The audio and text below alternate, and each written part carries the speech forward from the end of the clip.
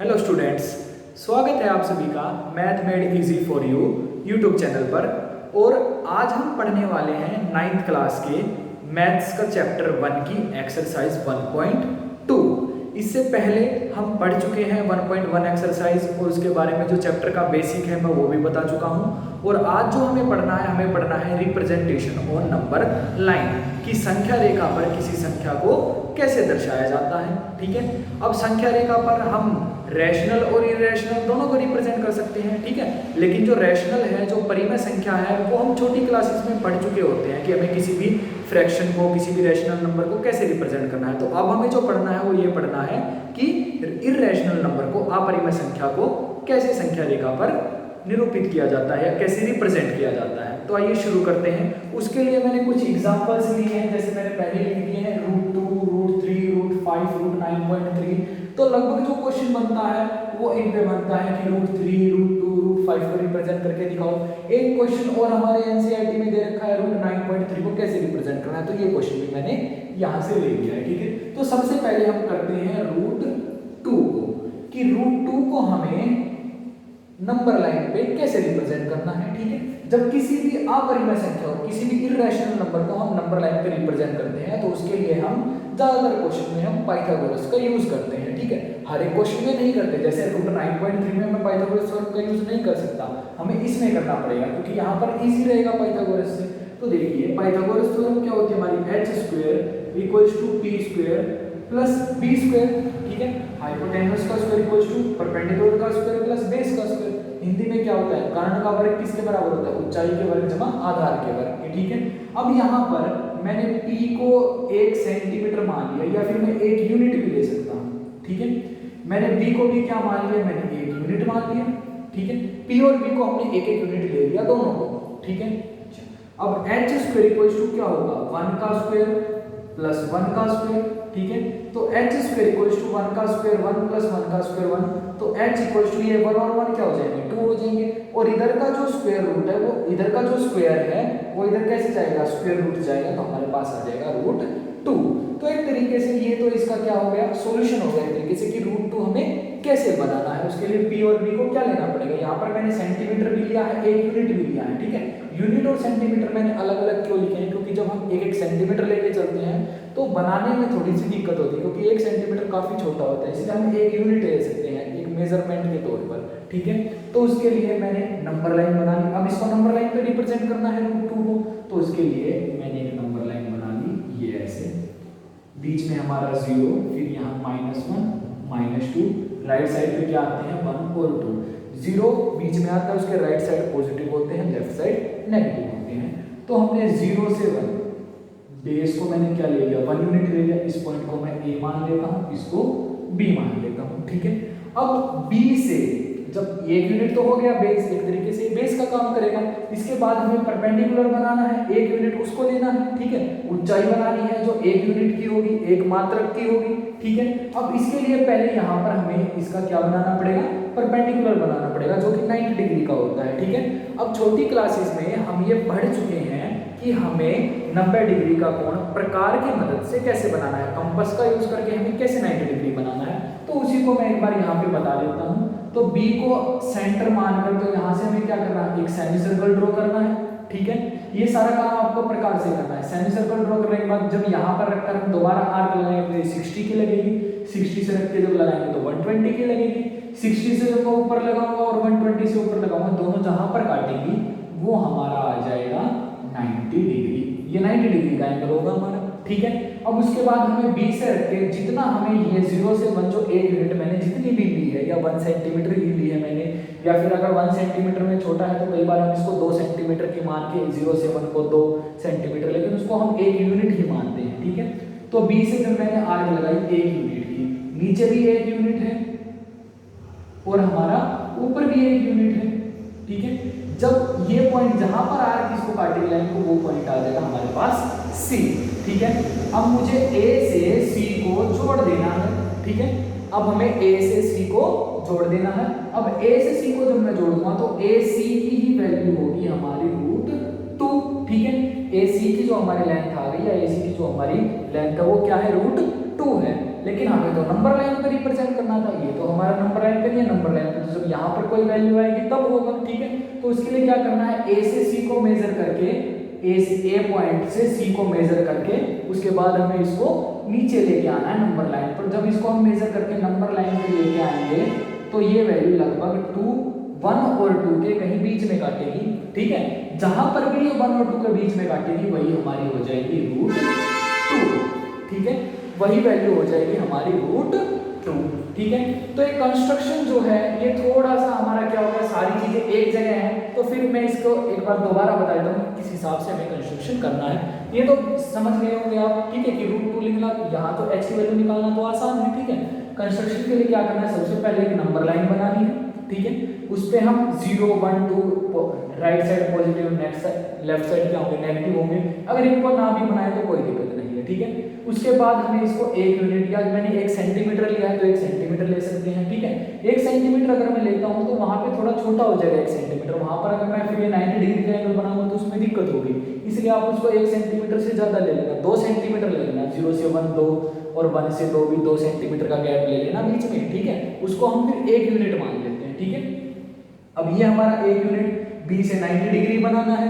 90 degree बनाने के बाद बी से एक आर्क लगेगी जो कि 1 यूनिट की ही होगी, ठीक है। फिर ए से सी को जोड़ेंगे वो √2 आ जाएगा हमारा। फिर ए से सी की लेंथ को नाप के उसको मेजर करके फिर जहां पर भी वो नंबर लाइन पे काटेगी उसको मेजर करके हमें जहां पर भी वो नंबर लाइन पर काटेगी वही वैल्यू हो जाएगी हमारी √2, ठीक है। अब आई होप कि अब ये आपको बिल्कुल अच्छे से समझ में आ गया होगा, ठीक है। एक बार जल्दी से उसको उतारिए, फिर हम √3 बनाते हैं, ठीक है।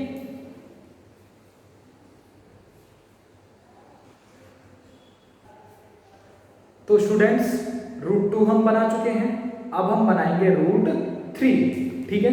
अब हम √3 से शुरू करते हैं, √3। तो √3 को बनाने के लिए भी हम पाइथागोरस का यूज करेंगे, ठीक है।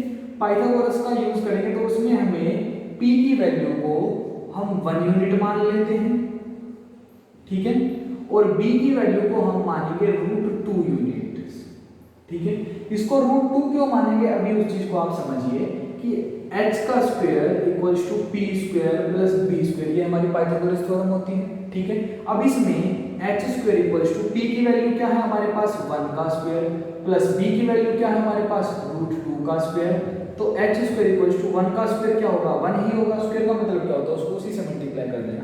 लेकिन जब मैं √2 का स्क्वायर निकालूंगा तो इसमें क्या होगा, स्क्वायर से स्क्वायर रूट कैंसिल हो जाएगी, तो यहाँ पर आएगा हमारे पास 2। तभी तो हमारा 1 और 2 मिलके 3 बनाएगा ना, इसलिए हमें इसको √2 लेना पड़ेगा। तो वो 2 का स्क्वायर से स्क्वायर रूट कैंसिल हो गया, हमारे पास क्या आ जाएगा, 2 और 1 3 आ जाएगा। इधर का स्क्वायर इधर स्क्वायर रूट आ जाएगा, ठीक है। इधर का स्क्वायर रूट हो गया, तो हमारे पास वैल्यू आ गई h की √3, ठीक है। अब इसको नंबर लाइन पर रिप्रेजेंट करना है। अब इसको नंबर लाइन पर रिप्रेजेंट करने से पहले एक चीज याद रखिएगा, जब हमें √3 को रिप्रेजेंट करना है तो हमें √2 को पहले रिप्रेजेंट करना पड़ेगा, क्योंकि हमारे पास हमने बेस को क्या माना है, √2 माना है।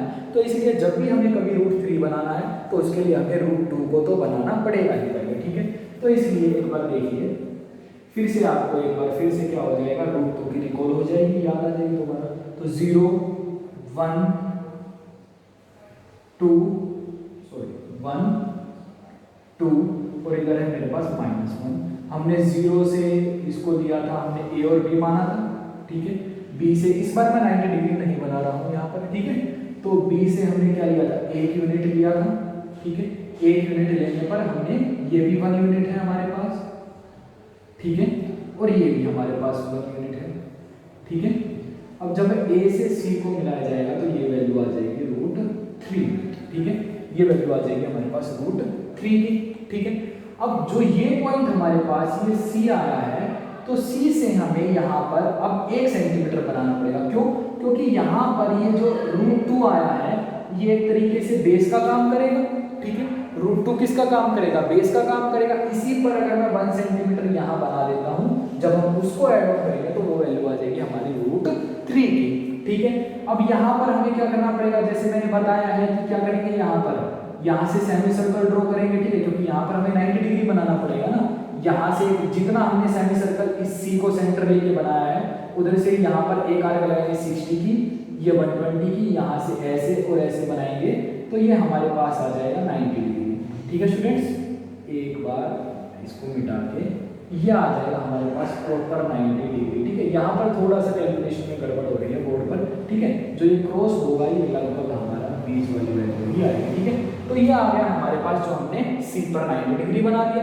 ठीक है, अब उसके बाद सी से हमें 1 सेंटीमीटर, 1 यूनिट बोलूँ या मैं 1 सेंटीमीटर बोलूँ, उसकी हमें क्या लगानी है, आर्क लगानी है। ठीक है, इस पॉइंट को मैं डी मान लेता हूँ। जब हम ए और डी को ऐड ऑन करेंगे तो ये वैल्यू कौन सी, ए और डी की वैल्यू हमारी क्या होगी, रूट, यही वैल्यू होगी हमारी √3, क्योंकि देखिए बेस √2 आ गया। ठीक है, हमारे पास जो परपेंडिकुलर के तौर पे एक तरीके से क्योंकि 90 डिग्री बनाया ना यहाँ पर, तो यहाँ पर क्या होगा हमारा, ये 1 यूनिट है, ये √2 यूनिट है, ये वैल्यू क्या है हमारे पास 1 यूनिट है।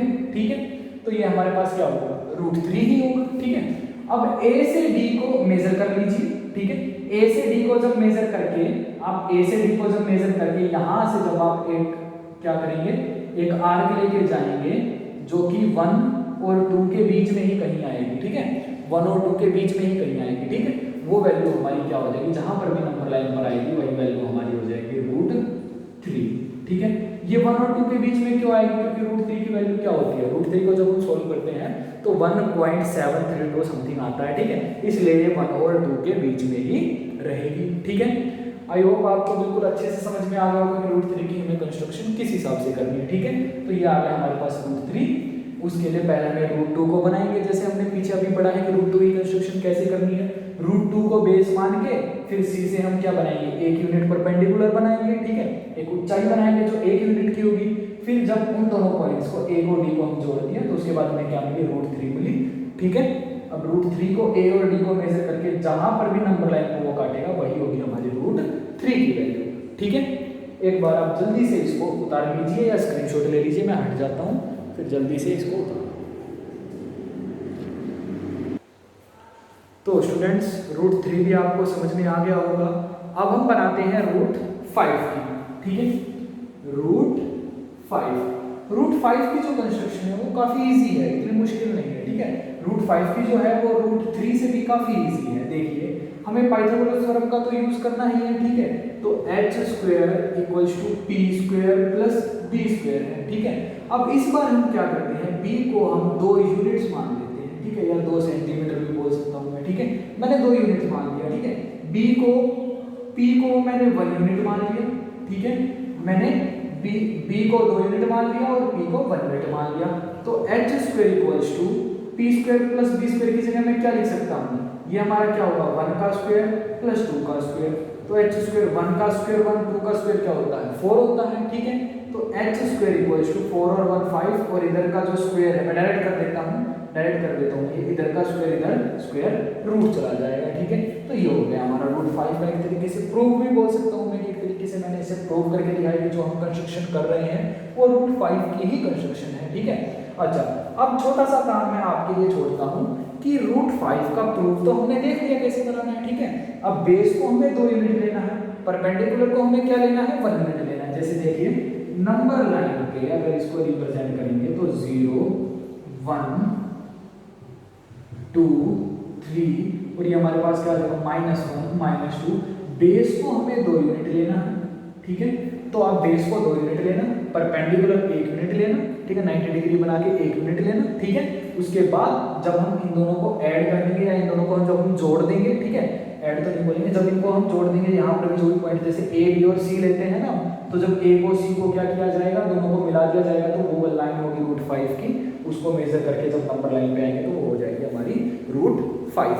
ठीक है, अब ये कंस्ट्रक्शन मैं इसलिए छोड़ रहा हूँ क्योंकि आप इसको जरूर करके देखना। ठीक है, उससे आपको पता चल जाएगा कि हमने √3 और √2 को जो पढ़ा है वो हमने समझ में आया है कि नहीं आया। ठीक है, वैसे तो मैं बता ही चुका हूँ पूरा प्रोसीजर किस तरीके से करना है। ठीक है, तो आपके लिए या तो अभी वीडियो को पॉज करके बना के देखिए। ठीक है, वरना वीडियो खत्म होने के बाद √5 की कंस्ट्रक्शन खुद से आप जरूर करिए। ठीक है, एक बारी के लिए मैं हट जाता हूँ, इसका स्क्रीनशॉट ले लीजिए, फिर उसके बाद हम √9.3 की कंस्ट्रक्शन करते हैं। ठीक है,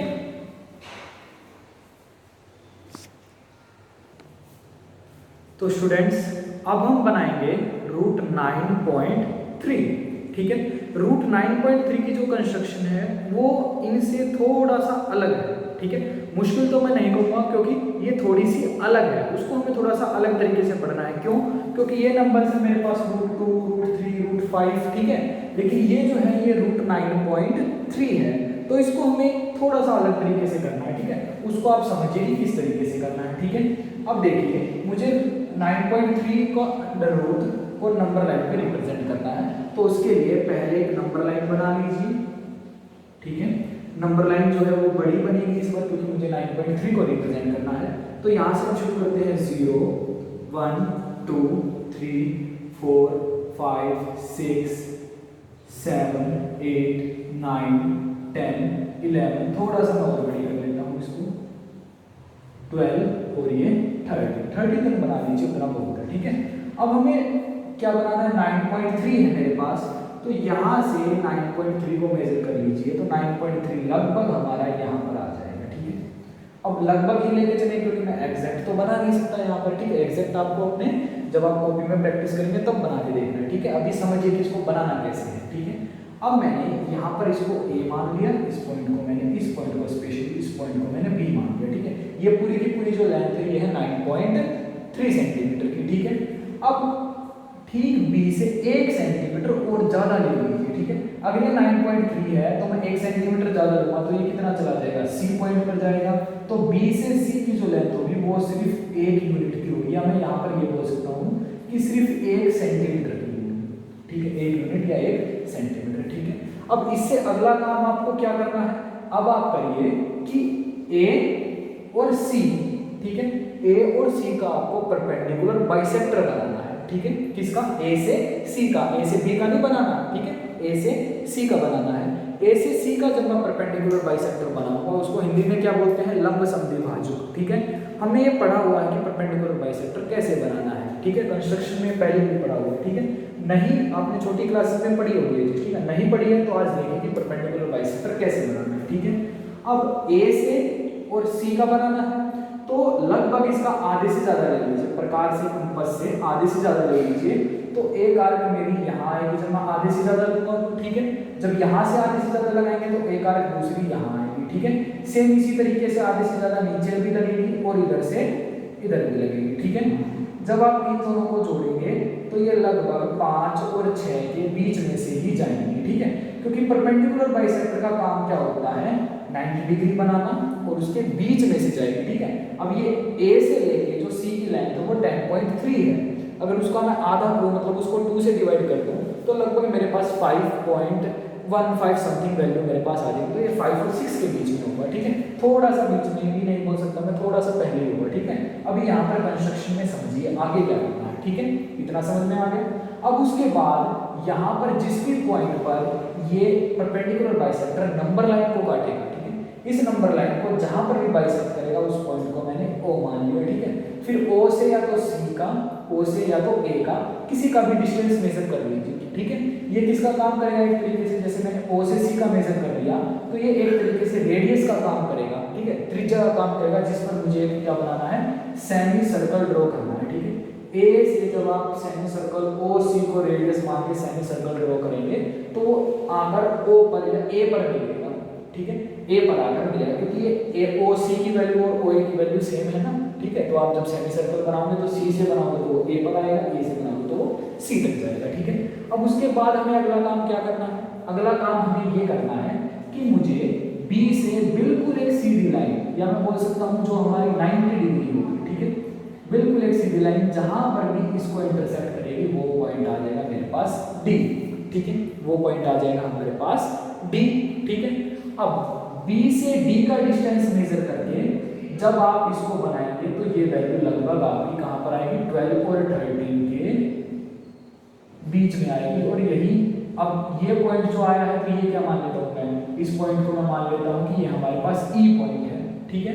अब जो भी हमारी लेंथ होगी ये B से E की, यही लेंथ जो हमारी रिप्रेजेंट करेगी, ये रिप्रेजेंट करेगी √9.3 को, ठीक है। ये हमारा जो B से E का जो डिस्टेंस है वो क्या रिप्रेजेंट करेगा, √9.3 को रिप्रेजेंट करेगा, ठीक है।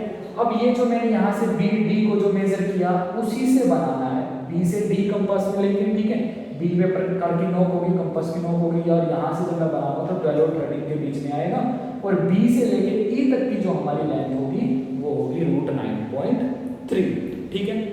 अब दिमाग में एक क्वेश्चन आ रहा होगा कि ये मैंने कैसे कर दिया, ठीक है।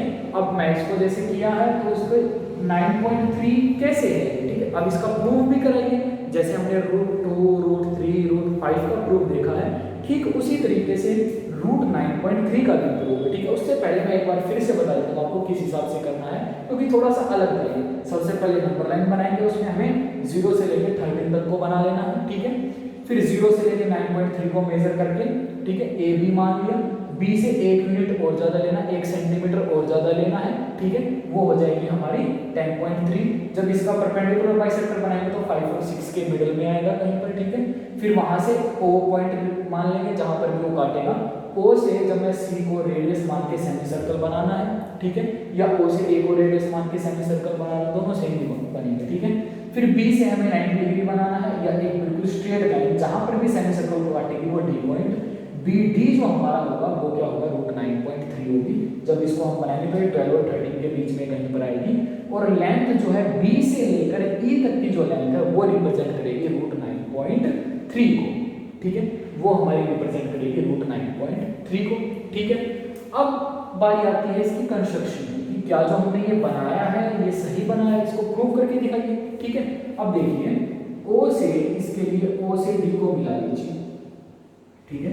O से मैंने D को मिला लिया तो अब मैंने देखा कि B पे तो मैंने 90 डिग्री बनाया है, तो इसका मतलब जो OBD जो ट्रायंगल है एक तरीके से राइट एंगल ट्रायंगल हो गया ना, ठीक है, समकोण त्रिभुज हो गया, ठीक। तो देखिए ये बना हमारे पास OBD, ठीक है। अब बारी आती है कि प्रूफ कैसे करें। उसके लिए आप एक बार ये मान लीजिए कि x जो है वो इक्वल है 9.3, ठीक है। अब यहाँ पर मैं x लेके क्यों करा रहा हूँ, क्योंकि x लेके थोड़ा सा सिंपल हो जाएगा, वरना हम पॉइंट में कैलकुलेशन में फंसेंगे, इसलिए x इक्वल टू √9.3 मैंने ले लिया। अब यहाँ से एक चीज ये समझिए कि x को तो मैंने 9.3 लिया है, ठीक है। अब O से जो C की जो वैल्यू है और O से जो D की वैल्यू वो दोनों सेम है। सेम क्यों है, क्योंकि मैंने सेमी सर्कल बनाया है, अर्धवृत्त बनाया है। OC और OD दोनों किसका काम करेंगे, त्रिज्याएं का काम करती है, ठीक है। ये दोनों रेडियस होंगे, तो रेडियस होंगे तो वैल्यू सेम होगी, ठीक है। अब O और C की वैल्यू कैसे निकले, अब मुझे पता है AC जो टोटल है मेरा, ठीक है, A से C की जो लेंथ है वो है 10.3, ठीक है। अब AC जो है वो एक तरीके से डायमीटर का काम कर रहा है, क्योंकि इसी पर तो सेमी सर्कल बना है, ठीक है। अगर AC मेरा 10.3 है तो OC जो है वो क्या होगा, रेडियस होगा। OC जो है वो किसका काम करेगा, रेडियस का, मतलब 10.3/2 आएगा, ठीक है। OC अगर रेडियस है तो OD भी तो इसका रेडियस है। अगर OC की वैल्यू हमारी 10.3/2 है तो OD की भी वैल्यू क्या होगी, 10.3/2 होगी, ठीक है। अब इस 10.3 वैल्यू को मैं क्या ले सकता हूँ, अब मैंने देखा कि ये 10.3 कैसे है, 9.3 + 1/2, ठीक है। इसको क्या लिख सकता हूँ, 9.3 + 1/2, तो मैंने इसको मान लिया x + 1/2, क्योंकि हमने 9.3 को क्या माना है, x माना है, तो ये क्या आ गया, x + 1/2, ठीक है। अब बारी आती है किसकी, OB की। अब हमें एक चीज पता है कि OC जो है वो 10.3/2 है, तो OB की वैल्यू क्या होगी, मैंने देखा कि OB जो है B से C का जो डिस्टेंस है वो 1 सेंटीमीटर का है, ठीक है। अगर OC जो है टोटल हमारा क्या, OB + BC को मिलके बना रहा है ना, देखो OC किससे बन रहा है, OB + BC। OC की वैल्यू क्या है, 10.3/2, ठीक है, इक्वल्स टू OB प्लस में ये कितना है, 1 है, ये 1 इधर आके माइनस होगा, ठीक है। इसकी वैल्यू हम क्या ले चुके हैं, x + 1/2, तो इसके जगह मैंने क्या लिख लिया, x + 1/2, और ये 1 इधर माइनस में आएगा, इक्वल्स टू OB, ठीक है। ये वैल्यू किसकी आ गई, हमारी OB की आ गई। अब इसको मैं अगर इसका एलसीएम लिया जाए तो एलसीएम में वैल्यू क्या आएगी, ये क्या आ जाएगा मेरे पास, x प्लस, या इसको मैं थोड़ा सा इधर कर देता हूँ एक बारी के लिए, ठीक है। तो OB हमारा क्या आ जाएगा, OB इक्वल्स टू x + 1/2 - 1 है। अगर इसका एलसीएम लिया जाए तो x + 1 - 2/2 आ जाएगा, जब इसका एलसीएम लेंगे तो, ठीक है। तो ये वैल्यू क्या आ गई, x - 1/2, ठीक है। तो यहाँ से हमें दो चीजें पता चली कि OD का जो डिस्टेंस है वो क्या है, x + 1/2, OB का जो डिस्टेंस है वो क्या है x माइनस 1/2, ठीक है। और ये 90 डिग्री बना रहा है, ठीक है। अगर ये 90 डिग्री बना रहा है तो यहाँ पर हमारी पाइथागोरस थ्योरम लग सकती है, ठीक है। इसको मैं थोड़ा सा अलग कर देता हूँ, ठीक है। तो ये हमारी क्या होगी, H square equals to P square plus B square होती है, ठीक है। P square plus B square होती है। तो एच की वैल्यू क्या है मेरे पास, एक्स प्लस 1/2 का स्क्वायर इक्वल्स टू पी की वैल्यू हमें नहीं पता, हमें बी डी की तो वैल्यू निकालनी है, प्लस ये क्या है मेरे पास x माइनस 1/2 का स्क्वायर। अब यहाँ पर x प्लस 1 का स्क्वायर है तो यहाँ कौन सा फॉर्मूला लगेगा, x a प्लस b का होल स्क्वायर, ठीक है। तो ये क्या हो जाएगा, x square plus 1 plus 2x/4, इधर वैल्यू क्या आ गई b d का square plus x square plus 1 minus 2x क्या आ जाएगा, माइनस 2x/4 आ जाएगा, ठीक है। Minus 2x/4। अब वो भी तो हमें पता ही चल चुका है, तो एक बारी के लिए मैं इसको मिटा देता हूँ, ठीक है। इसको मिटा देता हूँ, ठीक। तो अब जब ये पूरी वैल्यू हमारी इस तरफ आएगी तो ये क्या हो जाएगा, X square plus 1 plus 2x/4 minus X square plus 1 minus 2x/4 equals to B D का स्क्वायर, ठीक है। अब ये मैंने ब्रैकेट क्यों लगाया, क्योंकि बाहर माइनस है तो सारे साइन को मुझे रिवर्स करना है, वैसे तो इधर ये प्लस में था, इधर आके कैसे हो गया, माइनस में हो गया, ठीक है।